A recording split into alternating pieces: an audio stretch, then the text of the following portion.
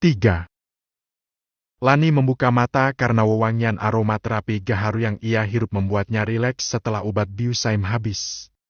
Aku di mana? Lani membatin. Kau sudah sadar? Tanya Susana. Lani terkejut, ia seketika bangkit dari pembaringan dan menoleh ke seluruh ruangan. Ibu Susana yang menyuruh teman ayah menculikku? Tuding Lani. Sembarangan! Aku yang sudah mengurusmu. Tuan Shan menyelamatkanmu dari sergapan germo diskotik. Sembur Susana. Oh, maaf Bu, jadi aku di mana? Lani masih linglung. Kamu pikir ini di mana? Ujar Susana.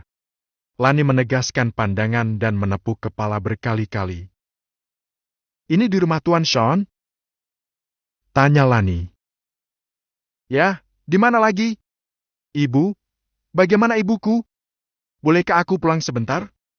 Aku sama sekali belum mandi dan ibuku belum makan. Mohon Lani. Susana menghela napas seraya memutar bola matanya malas. Aku tak tahu apa yang kamu lakukan kemarin sore di kamar Tuan Shan sampai Tuan Shan seperhatian itu padamu. Ini. Susana menunjukkan sebuah video di ponselnya. Ini ibu? Di rumah sakit? Ibuku kenapa, Bu? Lani panik. Susana kembali menghela napas. Ibumu tak apa-apa. Mulai hari ini dia dirawat di kamar VIP rumah sakit milik Nyonya Claudia. Siapa Nyonya Claudia? Tanya Lani. Adiknya Tuan Ajisaka, tantenya Tuan Muda Sean. Jawab Susana. Lani melongo. Kenapa ibuku dirawat di ruang VIP rumah sakit milik tantenya Tuan Muda Sean? Susana hanya mengedikkan bahu. Anggap saja kamu sedang beruntung karena berhasil membuat Tuan Muda Sean memberikan perhatiannya padamu. Lani memiringkan kepalanya tanda berpikir. Kuberi waktu 1 jam untukmu mandi, sarapan dan menemui majikanmu. Itu baju salin dan sarapanmu. Tunjuk Susana pada beberapa tumpuk seragam pelayan di rumah Sean dan troli yang makanan. Susana gegas keluar kamar tamu dan membiarkan Lani beraktivitas. Ibu di rumah sakit? Di ruang VIP? Bagaimana aku harus membayar ruangan VIP? Gajiku tak mencukupi meski besar. Gumam Lani bingung. Lani tak mau berlama-lama memikirkan Parmiah. Dia bisa menanyakannya pada Sean setelah mandi dan sarapan. Tunggu, aku tadi dibius wanita menor teman ayah sepertinya, lalu Tuan Sean menyelamatkan aku. Kok bisa? Aku cuma pelayan dan kenapa Tuan Sean bisa tahu aku diculik lalu menolongku? Bukankah dia bat? Kueng! Kueng! Dering telepon yang menempel di dinding mengagetkan Lani.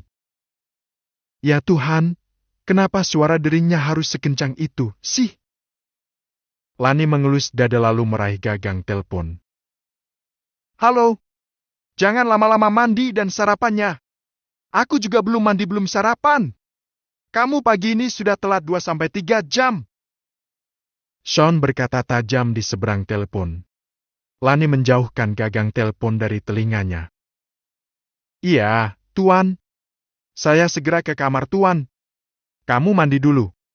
Pakai minyak wangi biar segar hidungku. Klik. Panggilan terputus setelah Sean menaikkan oktav suaranya. Lani gegas mandi dengan kecepatan super dan sarapan secepat kilat lalu setengah berlari menuju kamar Sean setelah semua selesai. Kenapa kamu ngos-ngosen? Tanya Sean mendengar napas Lani di kamarnya. Tuan bilang aku harus gerak cepat, sudah telat 3 jam. Ya sudah, buka bajuku. Sean meski misalkan dirinya buta sekalipun, ia tak perlu bantuan Lani untuk sekedar mandi atau sarapan. Tapi Sean senang mengerjai perawat-perawatnya. Apalagi melihat kegugupan Lani di depannya. Lani menuntun Sean ke kamar mandi dan menyiapkan semua keperluannya. Lalu setelah Sean mandi, Lani menyuapi Sean sarapan. Masih seperti kemarin, Lani tak banyak bicara dan tak berani menatap langsung mata Sean. Setelah sarapan antar aku jalan-jalan di taman, pagi ini cuacanya cerah tapi mentari bersinar cukup lembut. Iya, Tuan. Sebelum jalan-jalan di taman, aku mau menu dessert baru buatan chef di rumah ini. Kau bawalah segera. Tita Sean. Oh, nyalakan musik dulu untukku. Lani mengangguk patuh dan menyalakan musik klasik kesukaan Sean dengan volume kecil. Lalu keluar kamar. Baru saja 5 langkah Lani keluar kamar, dilihatnya seorang wanita cantik dengan penampilan glamor dan rambut ikal bergelombang. Di sebelahnya berjalan seorang pria tampan dan tampak lebih muda dari si wanita. Keduanya berjalan menuju kamar Sean. Wanita tersebut tak menghiraukan anggukan hormat Lani. Dia tetap berjalan dengan dagu terangkat. Siapa dia? Batin Lani. Lani hanya mengedikkan bahu, ia cepat-cepat ke pantry karena Sean tak suka menunggu lama. Menu dessert pesanan Sean sudah siap sedia, sang chef hendak membawanya ke kamar Sean. Biar aku saja yang bawa. Tuan muda Sean meminta aku yang membawanya. Pinta Lani ramah. Oh, oke. Chef Dimitri mengacungkan 2 jempol tangannya. Lani berjalan cepat membawa troli makanan. Ia mengetuk pintu kamar dan langsung masuk tanpa menunggu sahutan. Kamu gak sopan, belum disuruh masuk sudah nyelonong. Ujar Sharon, wanita cantik yang tadi dilihat Lani masuk kamar Sean. Sharon duduk di sebelah Sean seraya melingkarkan kedua tangannya di leher Sean. Maaf, saya? Lani, ini Sharon, tunanganku. Sela Sean cepat. Oh, iya tuan. Lani mengangguk sopan pada Sharon. Lalu lelaki muda yang diam saja itu siapa? Kenapa tuan muda tidak sekalian mengenalkannya padaku? Lani melirik lelaki muda yang hanya duduk santai di depan Sean seraya menumpang kaki dan kedua tangan direntangkan ke bahu sofa yang ada di kamar Sean. Lani tak tahu kalau Sean menangkap keheranan Lani saat melihat Yos yang hanya duduk diam dengan senyuman yang aneh menurut Lani. Kemari! Bawa menu dessert barunya. Ucap Sean lagi cepat. Lani mengangguk. Sini, aku yang suapin ya, sayang. Sharon mengambil piring kecil dari tangan Lani. Sharon menyuapi Sean dengan mesra. Biar aku sendiri saja. Ini hanya puding. Ucap Sean mengambil puding dengan meraba-raba dan melahapnya sekaligus dengan tangannya. Sementara itu Lani masih keheranan melihat Yos yang hanya diam saja. Karena tak ingin mengganggu Sean dan tamunya, Lani meminta izin keluar seraya membawa troli makanan. Saat Lani hendak menutup pintu, Dimitri yang muncul dari belokan koridor kamar Sean mendesis. Esti, Nona, jangan ditutup. Ini untuk Nona Sharon dan kawannya. Ucap Dimitri pelan seraya memberikan nampan yang berisi makanan olahannya. Aku saja.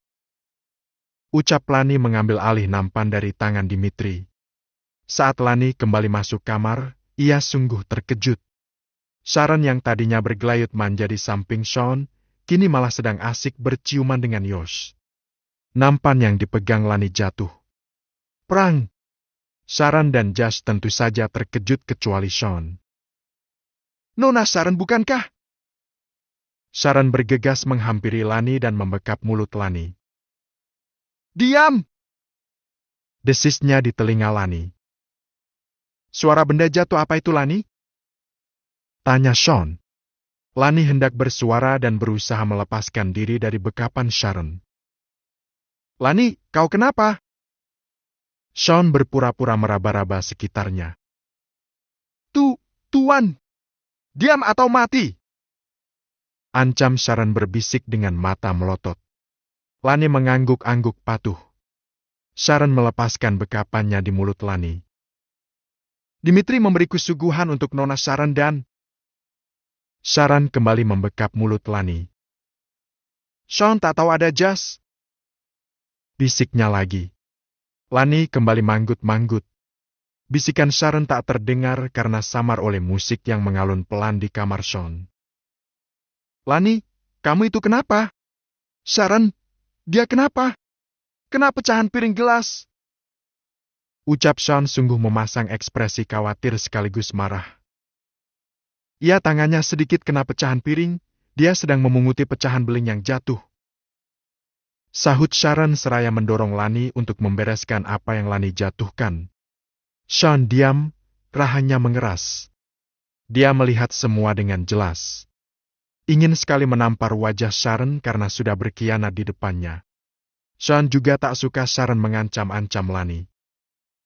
Lani, cepat bereskan dan kembali ke sini. Titah Sean. Iya, Tuan. Lani segera membereskan kekacauan dengan cekatan. Lani tak habis pikir bagaimana bisa Sharon tunangan Sean tega bermesraan di depan Sean, majikannya yang buta dan tak bisa apa-apa. Setelah Lani menyelesaikan pekerjaannya, dia kembali ke kamar dengan makanan yang sama pemberian Dimitri khusus untuk Sharon dan Josh. Lani, buka laci kedua meja riasku. Ada kotak berlapis beludrungu muda. Bawa padaku. Titah Sean. Lani menurut, ia menuju meja rias dan mengambil kotak perhiasan warna ungu muda lalu memberikannya pada Sean. Namun Sean menolaknya. Duduklah di sebelahku. Pinta Sean pelan. Lani duduk di sebelah Sean dengan ragu. Bukalah kotak itu. Titah Sean. Lani membuka kotak. Isinya gelang emas dengan banyak liontin permata. Ekspresi Lani biasa saja karena ia tak mengerti barang mahal. Apa Tuan Sean mau memberikan gelang ini untuk Nona Sharon? Pikir Lani. Pakailah gelang itu. Titah Sean lagi. Lani melongo. Sharon terbelalak. Sayang, siapa yang kamu suruh memakai gelang emas permata itu? Tanya Sharon yang tadinya duduk berangkulan dengan Josh kini berpindah duduk lagi di sebelah kanan Sean. Lani, aku suruh memakai gelang itu. Coba pakailah. Aku sengaja belikan untukmu. Ucap Sean pelan. Lani diam saja, bingung. Untuk apa dia memakai gelang ini? Ini terlalu mewah untuk saya, Tuan. Saya tak terbiasa memakai perhiasan seperti ini. Tolak Lani halus. Kamu menentang perintahku?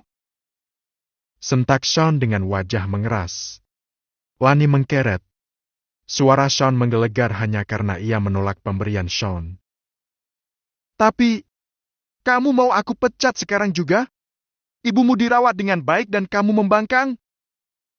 Sentak Sean lagi. Lani tanpa ragu segera memakai gelang saat Sean menyebut nama ibunya. Sudah, Tuan. Sudah saya pakai. Lani meraih telapak tangan Sean dan mengarahkannya pada pergelangan tangannya. Baguslah. Pakailah, itu untukmu. Sharon berdiri dengan bersidekap. Sean, kau memberi seorang pelayan emas permata dengan harga fantastis? Kau membuatku terhina di depan pelayan ini. Sharon memandang sinis dan marah pada Lani yang hanya bisa menunduk. Kenapa kamu merasa terhina? Sudah banyak perhiasan yang kubelikan untukmu. Apa salahnya aku memberikan perawatku perhiasan? Ya, gadis ini perawatku bukan pelayanku. Sharon, ingat itu. Tandas Sean. Sharon mendengus kesal lalu keluar kamar dengan mengentakkan kaki disusul Josh yang tersenyum pada Lani seraya merentangkan kedua tangan. Tuan, apa benar Nona Sharon tunangan Anda? Cicit Lani saat Sharon dan Josh sudah benar-benar pergi. Iya, dia tunanganku. Kenapa? Aku akan segera menikah dengannya 3 bulan lagi. Ucap Sean pelan dan lirih. Lani melongo. Bagaimana mungkin? Ada perasaan tak rela di hati Lani jika benar Sean akan menikah dengan Sharon yang telah bermesraan dengan Josh di depan Sean. Ya Tuhan, kasihan sekali majikanku ini. Dia tak tahu jika tunangannya sudah berkhianat. Lani menatap Sean leka dengan perasaan iba. Sean takjub melihat ekspresi iba di wajah Lani. 4. Karta sedang berpesta di rumahnya. Uang pemberian Naim ia belikan berbotol-botol minuman beralkohol. Karta setengah teler bersandar asal di sofa bututnya. Ponsel Karta berdering dan dengan mata yang setengah teler ia menerima panggilan. Halo? Ucap Karta. Anakmu bikin ulah. Semprot aim dari seberang telepon. Karta membeliak. Kenapa dengannya? Siapa yang melindungi anakmu? Anak buahku habis dihajar pelindung anakmu. Kembalikan uangku. Keluh Aim. Pelindung Lani? Siapa? Dia gadis bodoh yang ceroboh. Mana ada yang mau membuang-buang waktu melindungi dia? Sahut Karta heran. Masa bodoh siapa mereka? Aku mau kau kembalikan uangku. Ancam Aim lagi. Ah, separuh uangmu sudah kubelikan minuman dan berjudi. Masih ada sisanya. Kau mau sisanya? Kekeh Karta terdengar menyebalkan di telinga Aim. Aku tak mau tahu. Kalau kau tak bisa mengembalikan Lani ke tempatku, aku mau uangku kembali. Klik.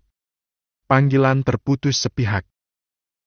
Ah, kurang ajar memang anak itu. Kapan dia bisa membalas budi orang tua? Bisanya hanya menyusahkan. Gerutu Karta seraya menekan nomor ponsel Lani. Lani merasakan getaran di saku bajunya. Tanda orang menghubungi ponselnya. Saat ini Lani sedang menemani Sean menikmati udara pagi menjelang siang di gazebo Taman Mansion Sean. Angkatlah dulu. Suara getaran ponselmu menggangguku. Ketus Sean. Iya, Tuan. Lani mengangguk lalu menjauh dari Sean, bersembunyi ke balik rimbunan pohon. Halo? Sapa Lani. Di mana kamu? Bentak Karta tanpa basa-basi. Di tempat kerja. Jawab Lani. Siapa yang sudah menghajar anak buah Aim? Siapa Aim? Tanya Lani. Perempuan yang akan membuatmu punya banyak uang kemarin. Sentak Karta. Oh, perempuan menor yang membeliku dari bapak. Memang bapak dapat uang berapa? 1 miliar? 2 miliar? Tega sekali bapak jual aku sama mucikari. Ucap Lani agak memelan. Lani tak tahu jika Sean memutar kursi roda mendekat ke tempat persembunyian Lani menerima telepon dari Karta. Pak, jangan ganggu aku atau ibu. Aku sedang bekerja halal. Urusan mengembalikan uang untuk mucikari itu bukan urusanku. Aku tak sudi bekerja menjajakan tubuhku. Ancam Lani. Anak sialan. Anak tak tahu terima kasih. Sedari kecil kurawat dan kubesarkan, tapi sudah besar bukannya membalas budi baik orang tua malah membangkang. Hah? Gertak Karta semakin marah. Bapak kenapa tega sama anak sendiri? Pak, bapak jual aku hanya demi uang tak seberapa untuk menuntaskan hobi mabuk dan judi. Eling Pak, eling. Pulang sekarang juga. Titah Karta. Tidak mau. Aku tak mau pulang. Aku bertahan di rumah karena ibu. Sekarang ibu sudah aman. Untuk apa aku pulang ke rumah? Anak sial.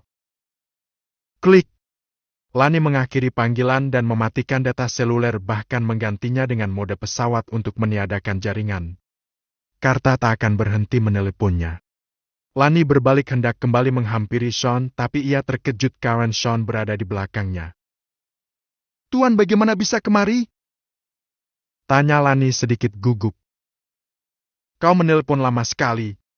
Bersembunyi tapi suaramu sangat kencang. Aku mengikuti sumber suara. Ucap Sean lagi-lagi berbohong. Tuan mendengar percakapan saya? Sean menggeleng. Lani bernapas lega. Tuan, aku belum berterima kasih karena ibu saya sudah mendapat perawatan yang sangat baik di rumah sakit. Saya lega karena tidak harus pulang ke rumah. Kalau tidak pulang ke rumah kamu mau pulang kemana? Tanya Sean. Ke rumah sakit. Jawab Lani lugu. Siapa yang memberimu izin pulang ke rumah sakit? Tapi ibu saya ada di rumah sakit. Tanpa diurus olehmu, ibumu sudah kusewakan beberapa orang perawat untuk mengurus segala keperluannya di sana. Kamu tidak perlu pulang tiap malam ke rumah sakit. Cukup sesekali mengunjunginya. Menginap sesekali, bukan tiap malam. Kau hanya harus mengurusku di sini. Aku sudah membayarmu. Siang malam kau harus mengurusku. Lani terkesima. Harus senang atau bersedih. Ibunya mendapat perawatan terbaik tapi dia tak bisa setiap hari ada di sisinya. Kenapa diam? Kau bimbang? Memilih tiap hari bersama ibumu di rumahmu lagi? Tantang Sean. Oh, tidak, Tuan. Aku siap bekerja siang malam di sini. Ibuku jauh lebih baik ada di rumah sakit daripada di rumah bersama Bapak. Tak akan diurusnya ibuku jika bersama Bapak. Lani cepat memutuskan pilihannya. Rumah sakit memang pilihan yang terbaik saat ini. Oke, bagus. Tuan, terima kasih sudah menyelamatkan saya dari mucikari yang menculik saya kemarin. Ucap Lani menunduk hormat seolah Sean sedang benar-benar menatapnya. Sean sungguh menyukai sikap Lani. Lani tetap sopan meski Lani berpikir dirinya tak bisa melihatnya, tapi kesantunan Lani tidak Sean temukan di perawat-perawat sebelumnya. Mereka berani menatap mata, bahkan tak ada gesture tubuh kesopanan. Lani berbeda. Lani tak berani menatap matanya, ia lebih sering menunduk dan membungkuk hormat. Aku membutuhkan tenagamu untuk merawatku, jadi apapun yang menghalangimu untuk sampai ke rumah ini, akan aku singkirkan. Ucap Sean tegas. Lani merasa sangat bersyukur punya majikan ketus, tapi ternyata sangat baik padanya. Padahal ia baru kerja sehari, tapi uang yang dikeluarkan Sean untuknya tak pernah Lani bayangkan sebelumnya. Saya berjanji akan merawat Tuan dengan baik. Tuan sudah sangat baik pada saya dan ibu. Lani mengusap sudut matanya. Ia menangis sambil menunduk. Sean Gan melihat seorang perempuan menangis. Hatinya tak kuat. Ia selalu teringat maminya yang telah tiada. Jangan menangis di depanku! Sentak Sean. Lani segera berdiri tegak lalu kembali mendorong kursi roda Sean mengelilingi taman. Jam berapa sekarang? Tanya Sean. Jam 10 pagi, Tuan. Kenapa tak ada hangat matahari? Tiba-tiba saja mendung. Sahut Lani. Wajah Sean meredup. Ia benci hujan. Tiara mamanya pergi meninggalkannya saat hujan deras membasahi bumi. Bawa aku masuk rumah. Titah Sean. Lani menurut. Kau masih pakai gelang yang kuberikan? Iya, masih Tuan. Jangan pernah kau lepas. Lani melirik gelang emas permata yang menghias pergelangan tangannya. Ia tersenyum senang meski heran dengan pemberian Sean yang dirasa terlalu berlebihan. Gelang ini awalnya pasti bukan untuk saya. Sok tahu? Sahut Sean. Masa iya Tuan mempersiapkan gelang semahal ini untuk